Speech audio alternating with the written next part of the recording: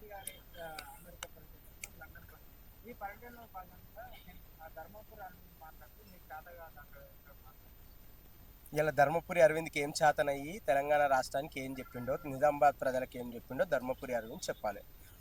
ముందుగా తెలంగాణ రాష్ట్ర ప్రజలకు, నిజామాబాద్ ప్రజలకు క్షమాపణ చెప్పి ఆయన ఈ ప్రెస్ మీట్ పెట్టాలి. ఇప్పుడు నెక్స్ట్ పెట్టిపోయే నిజామాబాద్లో గత 10 సంవత్సరాలు ఎంపీగా ఉండి ఆయన ఏం చేసిండో ఆత్మ పరిశీలన చేసుకోవాలి.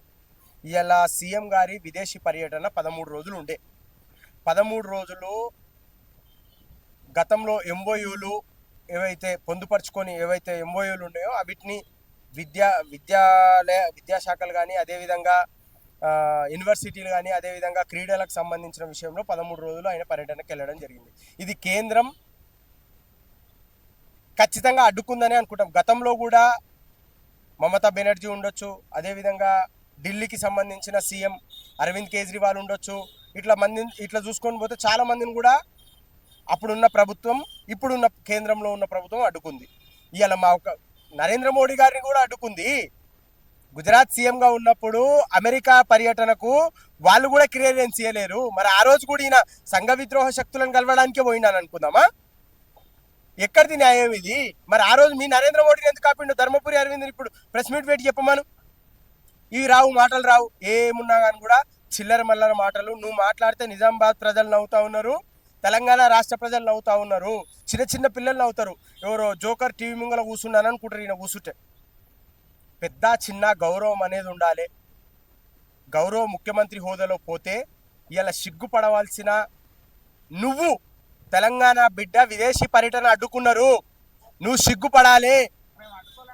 ఎవరన్నారు అడ్డుకోలేదని? క్లియరెన్స్ ఇస్తే కదా. ఇప్పుడు విదేశీ పర్యటనకు సీఎం గారు పోయే ముందు మినిట్ టు మినిట్ అన్ని షెడ్యూల్ పొందుపరిచి ఉంటుంది. ఆ షెడ్యూల్లో ఏం తప్పు ఉందో మరి ఆయననే చెప్పాలి కదా. ఏమనంటే సంఘ విద్రోహ శక్తులను కలవడానికి పోయింది అంటాడు.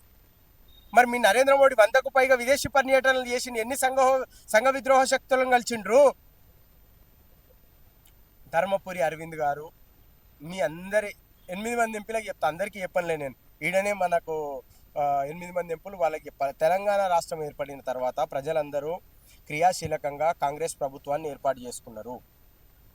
ఈరోజు ప్రభుత్వం చాలా చక్కగా కొనసాగుతూ ఉన్నది. ఇప్పుడు ఎలక్షన్స్ లేవు, మీరు కలిసి రండి, తెలంగాణ ప్రజలకు మంచి చేద్దామని చెప్తే ఇలా విదేశీ పర్యటన అప్పుకున్నాం. ఇలా యూనివర్సిటీలు వస్తే ఎవరికి డెవలప్మెంట్ అవుతుంది? మనకు అవుతుంది. ఇలా క్రీడాశాఖ అభివృద్ధి అయితే ఎవరికి మంచి జరుగుతుంది? మనకు మంచిగా అవుతుంది. ఇలా హైడ్రా అయితే ఎవరికి మంచిగా అవుతుంది? మనకు మంచిగా అవుతుంది. ఇలా మూసి మంచిగా అయితే ఎవరికి మంచిగా అవుతుంది? మన తెలంగాణ ప్రజలకు మంచిగా అవుతుంది. ఇవన్నీ కూడా ఆలోచన చేయాలి. వాళ్ళే కదా కేంద్రంలో ఉన్నవాళ్ళు. తెలంగాణలో తిరుగుతానేమో విష ప్రచారం చేసిరు అంటారు. ఢిల్లీకి వెళ్తేనేమో 71సారి, 72సారి, 73సారి పోయినరని బుక్కులు పెట్టుకొని అంకెలు వేసుకుంటారు.